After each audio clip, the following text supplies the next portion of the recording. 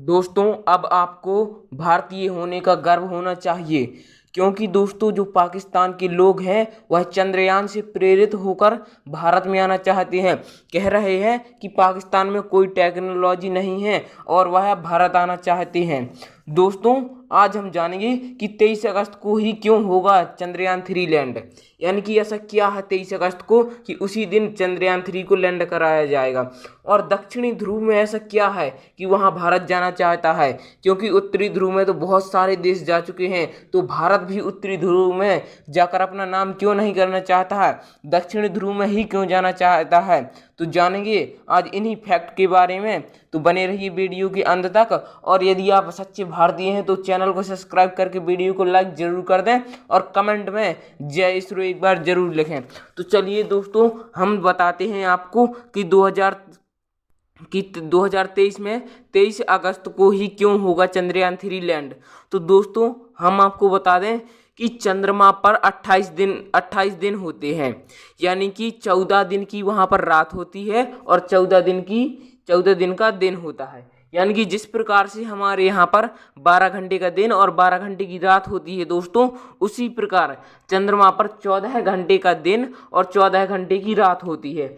तो दोस्तों, हमारा जो चंद्रमा पर तापमान होता है वह रात को कितना होता है, रात को दक्षिणी ध्रुव पर -200 डिग्री सेल्सियस से भी अधिक होता है। अब आप जान सकते हैं कि 0 डिग्री सेल्सियस पर बर्फ जमने लगती है, तो -200 डिग्री सेल्सियस पर यदि हम वहां पर अपने चंद्रयान को की लैंडिंग कराएंगे तो वह चंद्रयान के सभी अंग काम करना बंद कर देंगे। इसीलिए जो हमारा चंद्रयान है वह दिन के समय यानी कि 23 अगस्त को दोस्तों चांद पर सुबह होगी। यानी कि 23 अगस्त से ही चांद पर क्या होगा, सुबह का प्रारंभ होगा, जिससे हमारे चंद्रयान को ऊर्जा मिल सकेगी, यानी कि सूर्य की रोशनी मिलेगी और उसे कुछ ऊर्जा मिल सकेगी। इसीलिए 23 अगस्त को ही हमारा चंद्रयान क्या कराया जा रहा है, लैंड कराया जा रहा है, क्योंकि वह चंद्रमा पर दिन की शुरुआत होगी और लगातार 14 दिनों तक वहां पर धूप निकली रहेगी। लेकिन एक बात बताते हैं आपको कि चंद्रमा पर 14 दिन का दिन और 14 दिन की रात तो होती है, लेकिन दक्षिणी ध्रुव पर कई करोड़ों साल पहले से भी दक्षिणी ध्रुव पर सूर्य की रोशनी नहीं पहुंची है। ये आपके लिए फैक्ट की बात है। क्या दक्षिणी ध्रुव पर सूर्य की रोशनी नहीं पहुंची है, इसीलिए वहां पर हमारा चंद्रयान थोड़ा चार्ज हो जाएगा और वहां पर तापमान है जो -200 डिग्री सेल्सियस रहता है। और दोस्तों, हम जानेंगे कि हमारा अब चंद्रयान दक्षिणी ध्रुव पर ही क्यों उतरना चाहता है, वह उत्तरी ध्रुव पर भी तो उतर सकता है।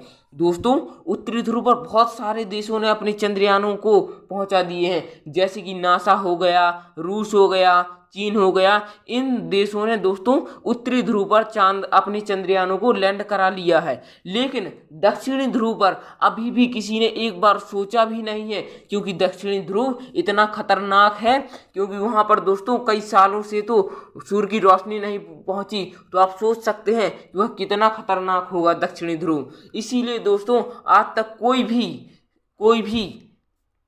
कोई भी देश अपना चंद्रयान दक्षिणी ध्रुव पर नहीं उतार सका है, ना ही उसने उतारने की सोची है। लेकिन दोस्तों, हमारा भारत है, जो भारत क्या कहता है कि जो कोई नहीं कर सकता उसे हम करेंगे।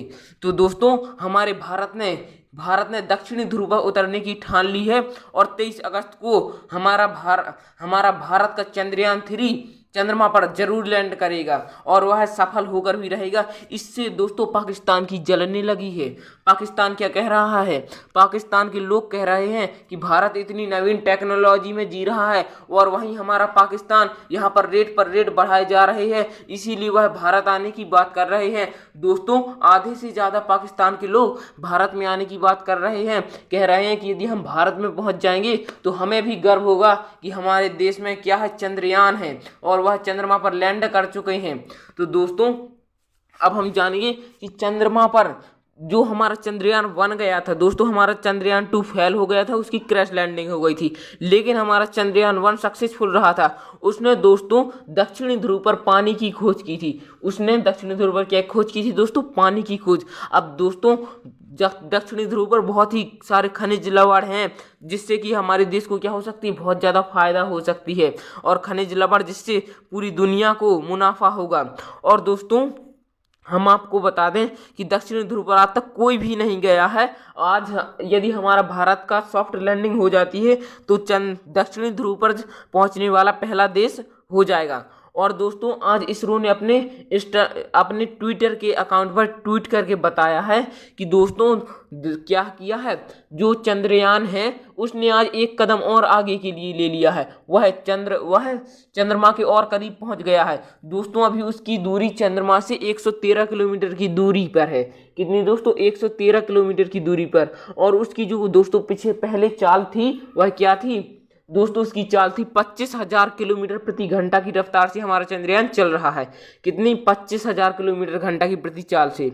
और दोस्तों जो अब आज चंद्रयान ने क्या किया है, लैंडिंग की प्रक्रिया को शुरू कर दिया है। उसने चंद्रयान की रफ्तार को धीरे धीरे कम करना शुरू कर दिया है।